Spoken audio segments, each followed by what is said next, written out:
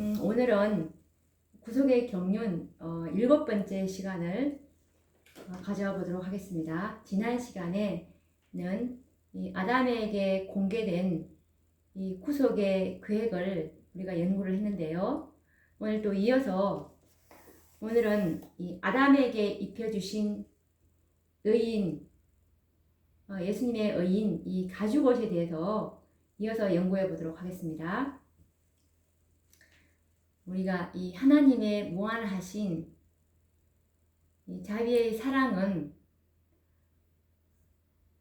죄 지은 아담을 절망 가운데 버려 두실 수가 없으셨습니다. 그래서 아담이 받아야 할 고통과 이 사망을 예수님께서 대신 받으심으로 아담에게는 이제 하나님의 자비를 받을 수 있는 길을 만들어 주고자 하셨습니다.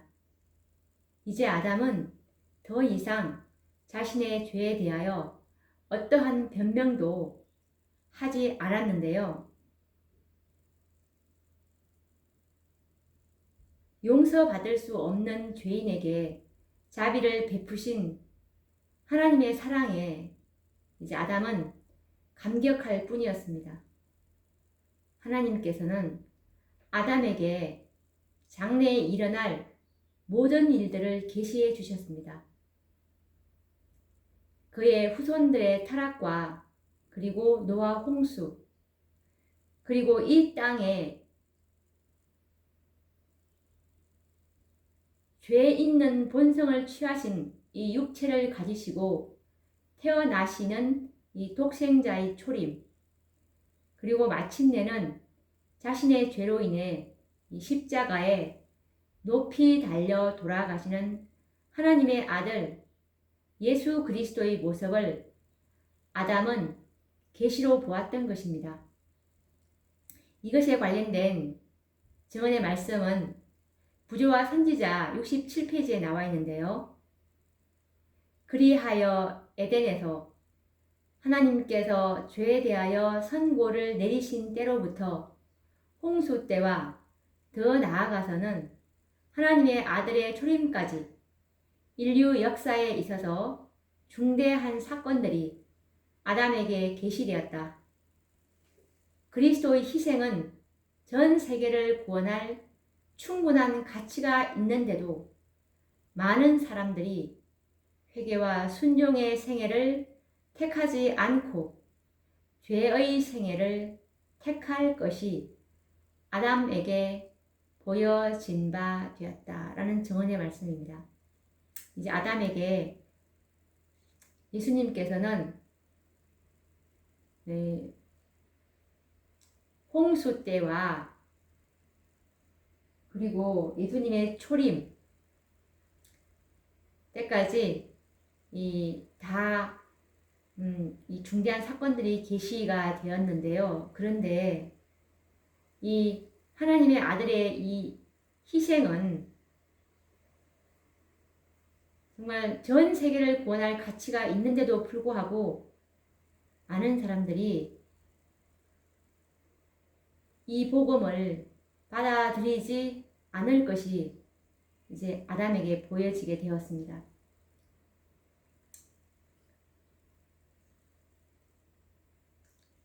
그리고 이 아담에게 이제 하나님께서는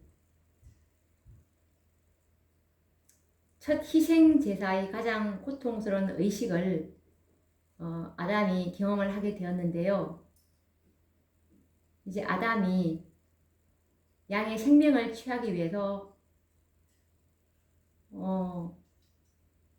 그 손이 들려져야 하였고, 처음으로 이제 아담은 죽음을 이제 목도하게 되었죠.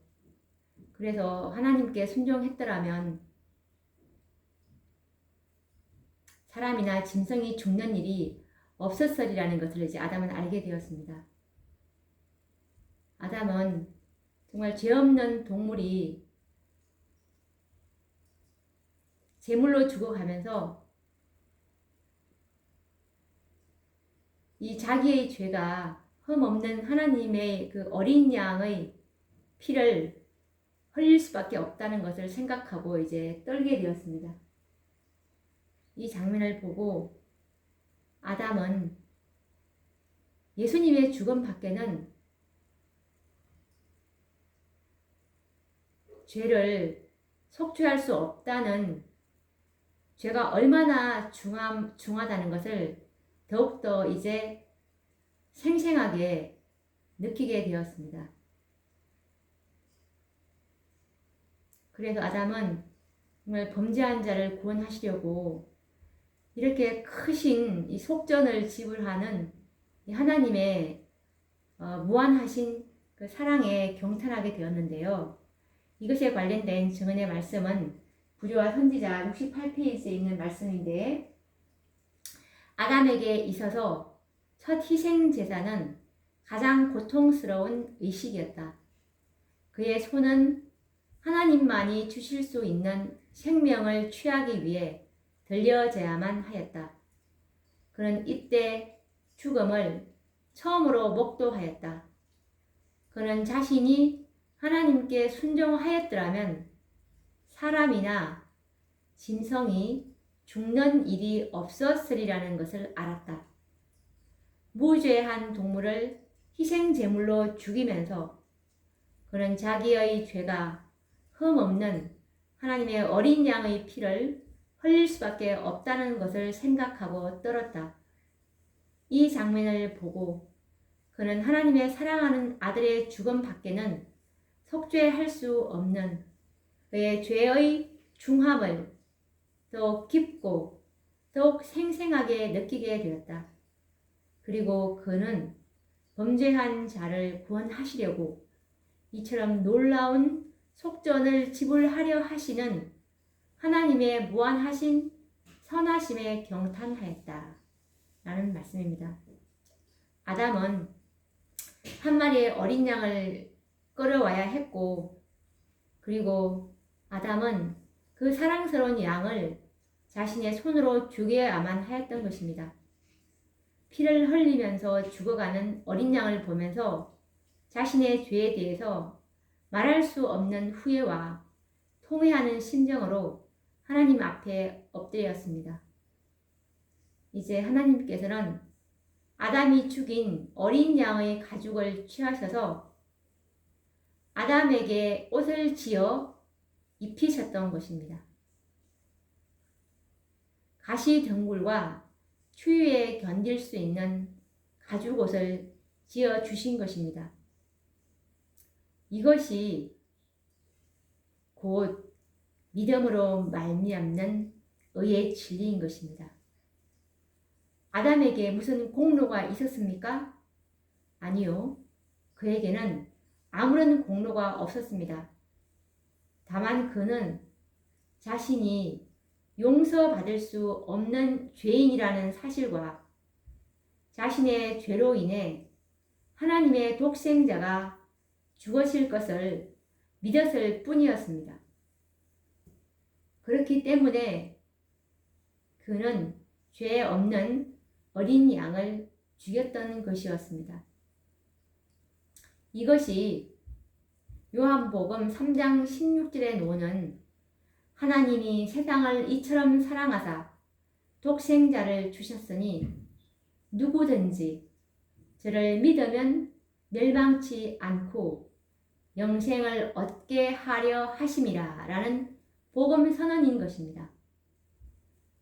하나님을 사랑하지 않는 인생들에게 베푸신 하나님의 사랑은 인생들이 이해할 수가 없는 오묘인 것입니다. 그래서 창세기 3장 21절에 보시면 여호와 하나님이 아담과 그 아내를 위하여 가죽 옷을 지어 입히시니라 라고 말씀하고 계십니다. 아담은 그리스도를 믿음으로 말미암아 의롭다 함을 얻고 구원을 받을 것이었습니다. 이 영생을 얻는 조건은 지금도 옛날 에덴 낙원에서 우리 시조인 아담이 타락하기 전과 똑같은데요. 그것은 곧 하나님의 율법을 온전히 순종하는 이 완전한 의가 요구되어지는데요. 이 영생의 조건은 완전한 의입니다.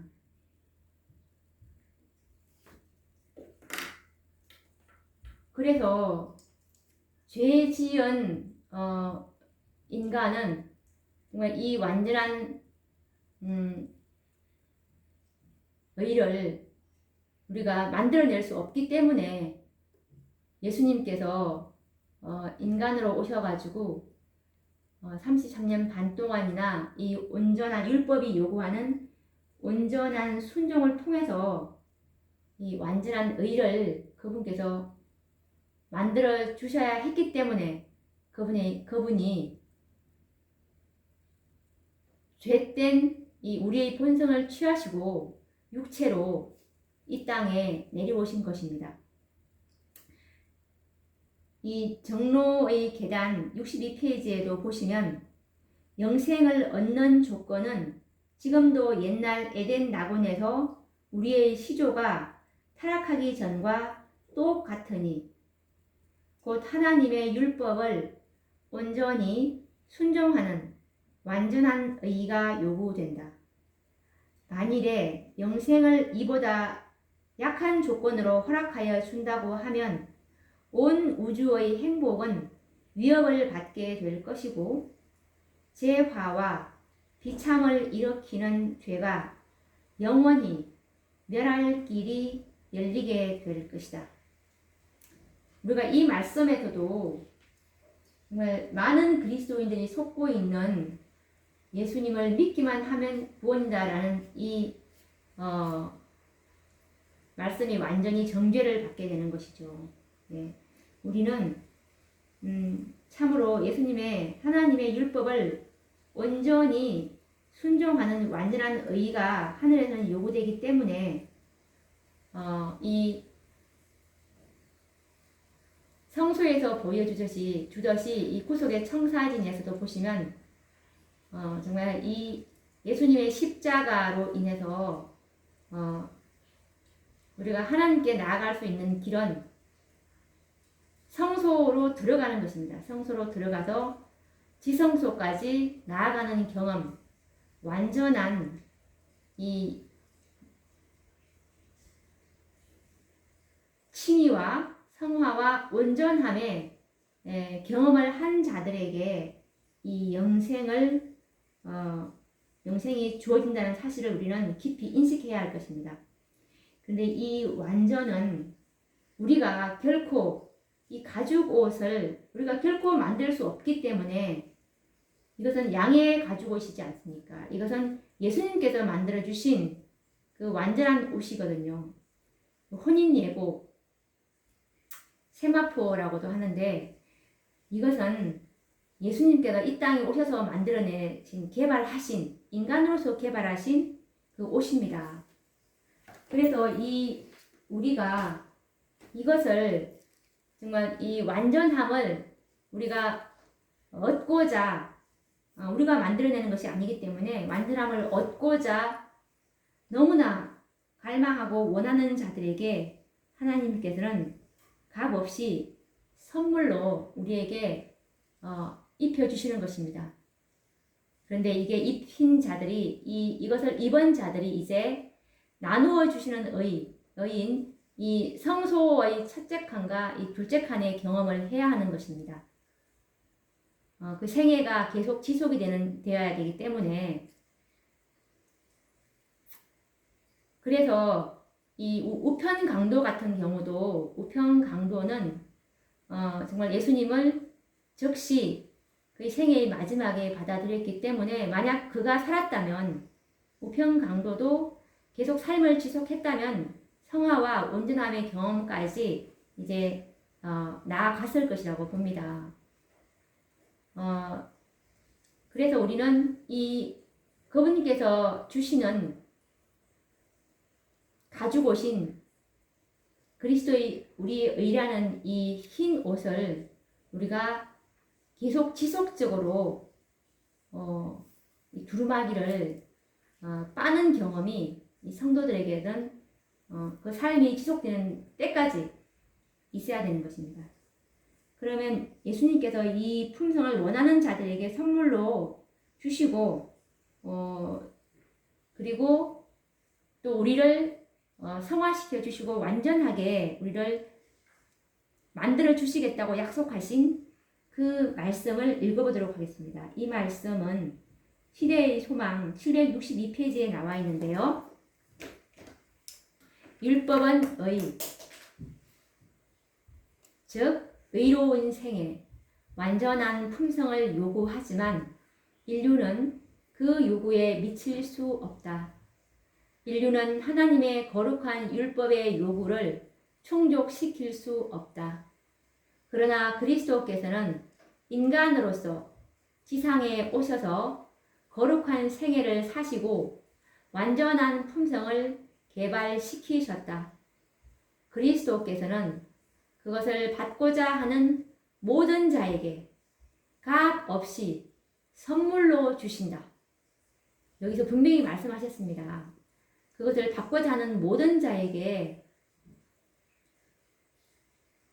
값 없이 이 완전한 품성을 선물로 주신다고요. 계속 읽겠습니다. 그분의 생명은 사람들의 생명을 대신하신다. 그리하여 그들은 하나님의 관용을 통하여 과거의 죄를 용서받는다. 그뿐 아니라 그리스도께서는 하나님의 속성을 사람들에게 불어 넣으신다. 그분은 인간의 품성을 거룩하신 하나님의 품성을 따라 형성하여 영적인 힘과 아름다움을 지닌 훌륭한 건물이 되게 하신다. 그리하여 바로 이 율법의 의가 그리스도를 믿는 자에게서 성취된다. 하나님께서는 자기도 의로우시며 또한 예수 믿는 자를 의롭다 하실 수 있다. 우리는 이 말씀을 통해서 이 하늘에 들어갈 수 있는 영생의 조건인 완전한 품성을 원하는 자는 값없이 선물로 주시겠다고 하신 이 하나님의 말씀을 분명히 우리는 확인할 수가 있습니다. 오늘도 우리가 이 아담에게 입혀주신 가죽 옷을 통해서 우리가 정말 세상에는 너무나 가짜 복음이 많은데요. 참 복음을 우리가 이 아담에게 입혀주신 가죽 옷을 통해서 다시 한번 공부를 할 수가 있었는데요. 다음 시간에도 또 이 구속의 경륜을 계속 이어서 연구를 해보도록 하겠습니다. 다음 시간에 뵙도록 하겠습니다. 감사합니다.